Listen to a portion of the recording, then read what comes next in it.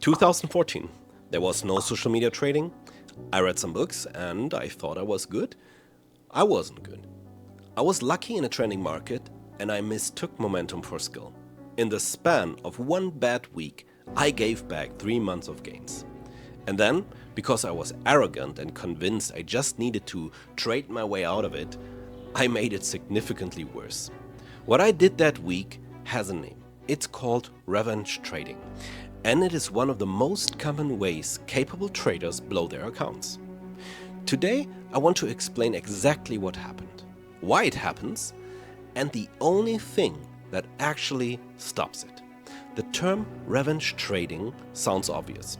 You lose money, you get emotional, you trade recklessly to get it back. In reality, it is more complex than it looks. That is why even experienced traders fall into it. Here's how it actually feels from the inside.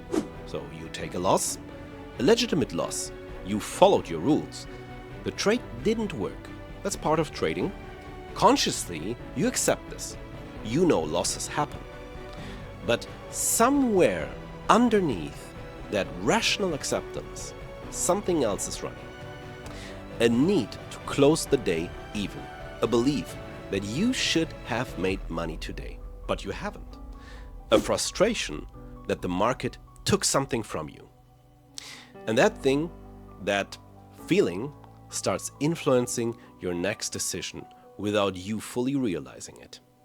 You see a setup that's 60% valid and tell yourself it's fully valid. You size up slightly. You hold a loser a bit longer than the rules say. None of these are dramatic. Each one is a small deviation. But each small deviation has a compounding effect. And the psychological state underneath them is revenge. In 2014, I had a bad Monday. 2 trades, 2 losses. Both clean by my rules. Both valid stops. Down about $1,800, which was a lot for me at that time. Tuesday, I came back and I wanted to make money back. I didn't think of it as revenge trading. I thought of it as making up the deficit. I had targets for the month. Monday put me behind. Tuesday, I needed to catch up. I took 4 trades on Tuesday. My normal was probably 2. I sized up on 2 of them to make back more ground faster. 2 of the 4 worked, 2 didn't. I ended Tuesday down another $1,200.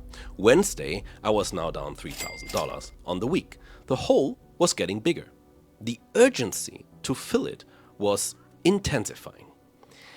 I don't need to walk you through Wednesday, Thursday, and Friday in detail. You can probably guess. By Friday, I turned $1,800 loss into $9,000 of the week.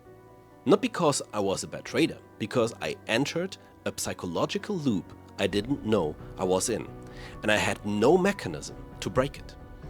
I've seen dozens of solutions recommended for revenge trading. Trade smaller, take a break, meditate, use a trading journal. All of these help. None of them get to the root. The root is a belief system. Specifically, the belief that you are supposed to make money every day, and that losing money means something went wrong that needs to be corrected immediately.